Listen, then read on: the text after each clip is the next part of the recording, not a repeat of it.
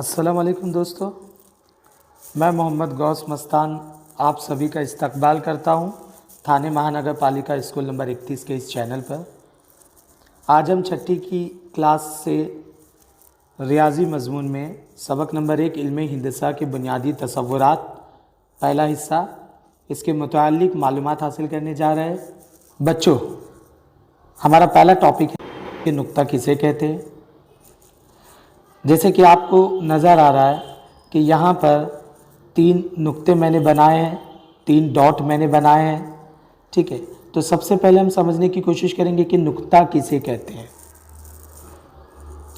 नुक्ता यानी कि किसी भी नोकदार चीज़, चाहे वो पेंसिल हो या कलम हो, उससे हम कागज़ पर जब छोटा सा निशान बनाते हैं तो उसे हम नुक्ता या पॉइंट या डॉट कहते हैं। ठीक है, जिस तरह आपको यहाँ नज़र आ रहा है 3 डॉट, तो ये नुकात है। नुक्ता वाहिद है, नुकात जमा है। अब जिस तरह से हम इंसानों में नाम होते हैं, किसी का नाम सलमान है, किसी का नाम आमिर है, किसी का नाम शाहरुख है, तो उसी तरह से नुकात को भी नाम देना बहुत ज़रूरी हो जाता है। तो यहाँ हम नुकात का नाम देने के लिए अंग्रेज़ी के कैपिटल लेटर्स ABCD का इस्तेमाल कर सकते हैं। जिस तरह से मैंने यहाँ पे नुक्ते का नाम दिया हूँ PAT, तो इस तरह आपके सामने 3 नुकात है, नुक्ता P, नुक्ता A और नुक्ता T। आइए बच्चों, हमारा अगला टॉपिक है ख़त।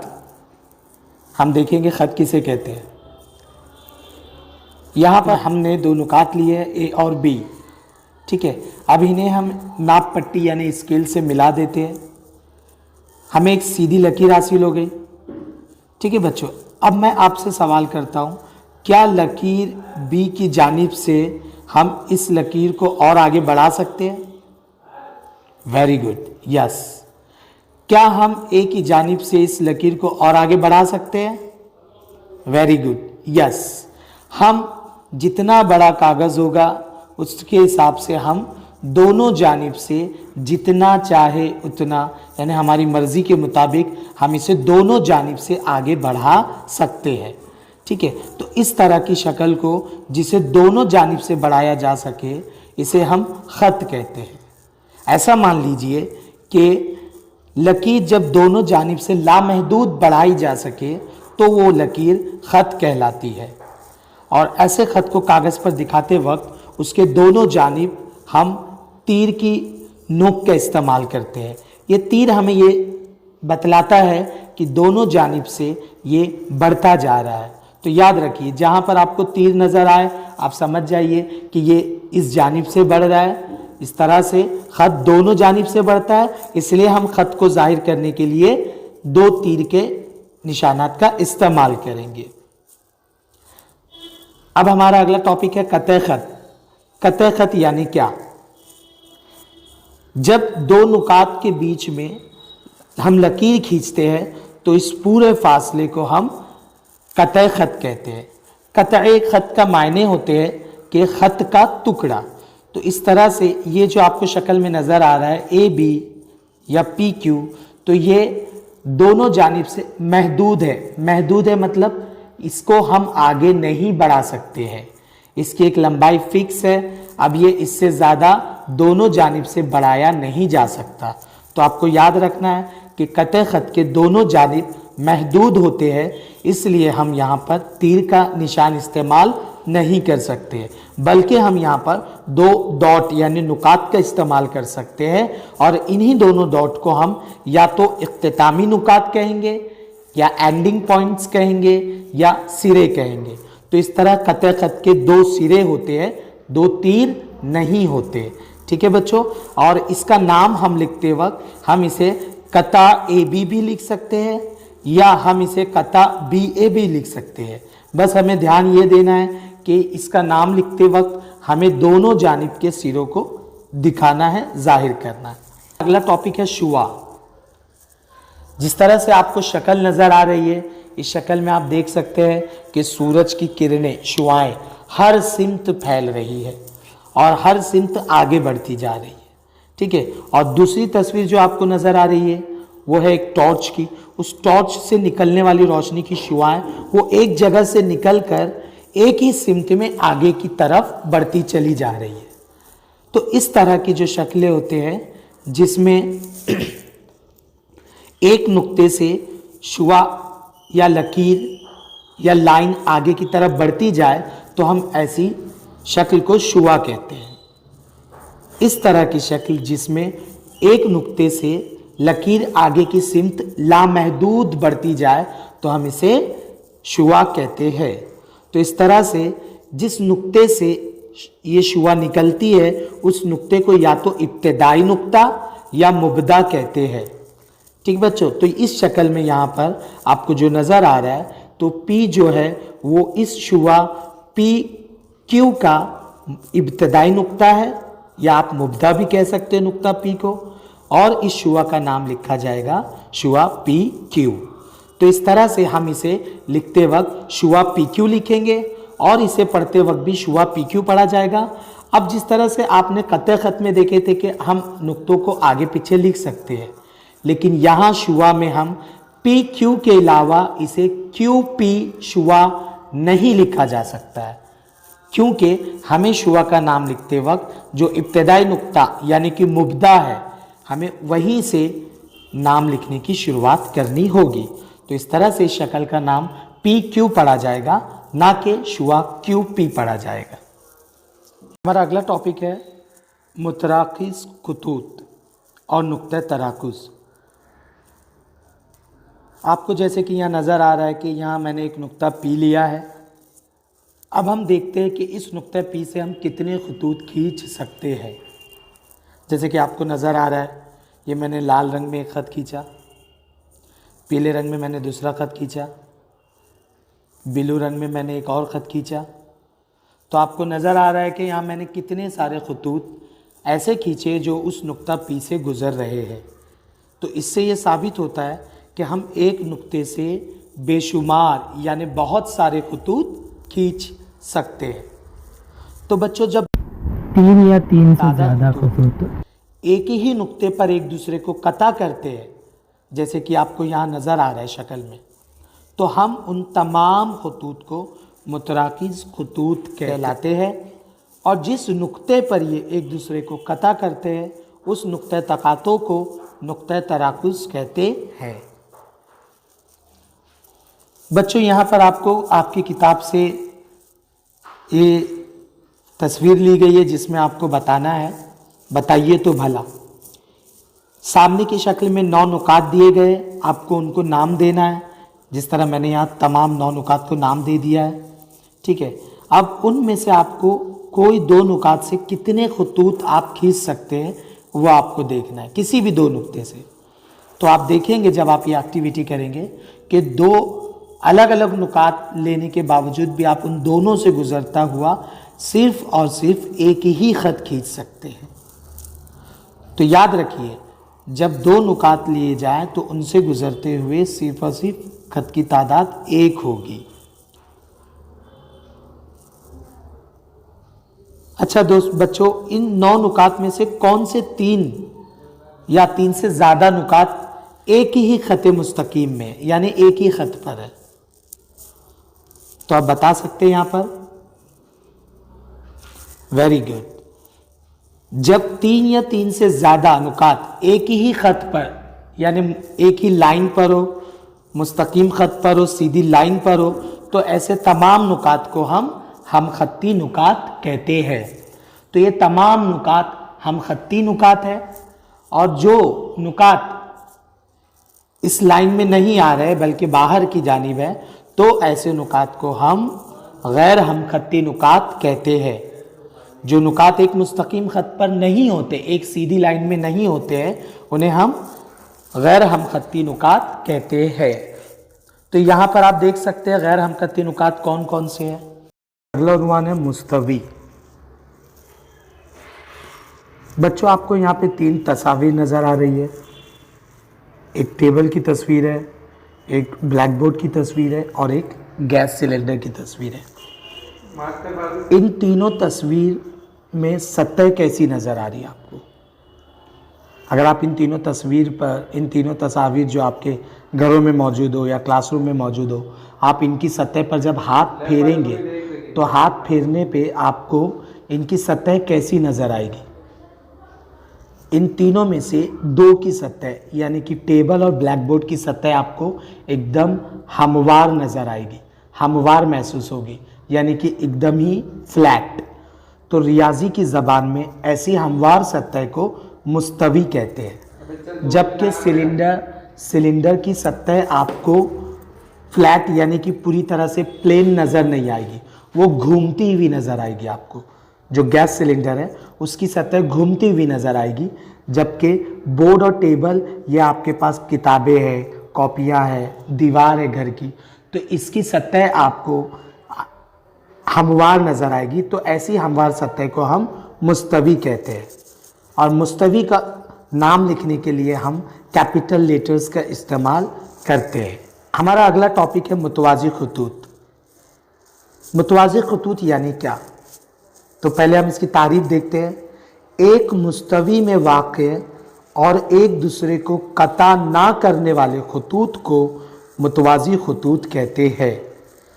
इसका मतलब जब खतूत दो या दो से ज़्यादा खतूत एक ही मुस्तवी में यानी कि प्लेन में होते हैं, हमवार फ्लैट जगह पर होते हैं, फ्लैट सतह में होते हैं, और वो एक दूसरे को कता ना करे यानी काटते ना हो, तो ऐसे खतूत को हम मुतवाज़ी खतूत कहते हैं। जैसे कि आपकी कॉपी में आपने देखे होंगे, ये जो आपको कॉपी का सफ़ा नज़र आ रहा है अंग्रेज़ी की 4 लाइन का, तो इसमें आप देख रहे होगे कि जो आड़ी लकीरें हैं ये खतूत एक दूसरे को कता नहीं करते हैं।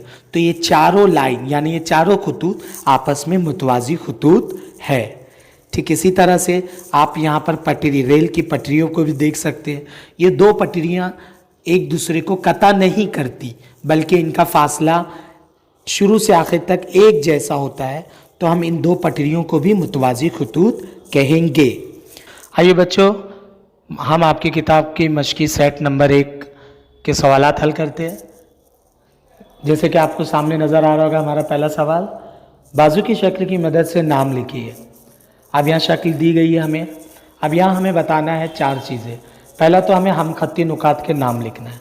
तो हम खत्ती नुकात किसे कहते हैं? तो जब 3 या 3 से ज़्यादा नुकात एक ही लाइन में, खत मुस्तकीम में हो, सीधे सीधे लाइन में हो, सीधी लकीर पर हो, तो हम उसे हम खत्ती नुकात कहते हैं। तो यहाँ आप देख सकते हैं कि यहाँ नुकात MOT, नुकात RON, ये हम खत्ती नुकात का सेट है। ठीक है, तो हमारा पहले सवाल का जवाब हो गया नुकात MOT का सेट, नुकात RON का सेट। ठीक है। सवाल नंबर 2, शुआ। अब हमें यहाँ शुआ के नाम लिखने हैं। जैसे कि हम जानते हैं कि शुआ यानी कि जब एक नुक्ते से, इब्तिदाई नुक्ते से जब एक ही जानिब शुआ तीर बढ़ता जाए तो हम उसे कहते हैं शुआ।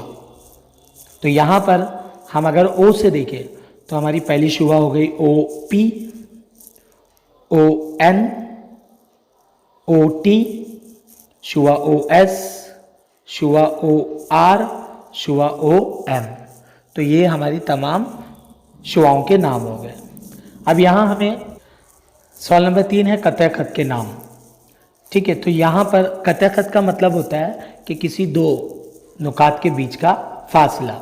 ठीक है, तो यहाँ 2 नुकात हम लेंगे तो यहाँ पे MT एक कतई खत हो गया, RN एक कतई खत हो गया। इसी तरह से अगर नुक्ता O और P की बात करें तो कता OP हो गया, एक कता ON हो गया, कता OS हो गया और कता OR। तो ये तमाम हमारे कतई खत जो इस शक्ल में हमें नज़र आ रहे हैं उनके नाम हो गए। सवाल नंबर 4, ख़त के नाम लिखना है। ख़त जैसे कि आप जानते हो दोनों जानिब से लामहदूद होता है और उसकी निशानी ये है कि उसके दोनों जानिब तीर का निशान होता है।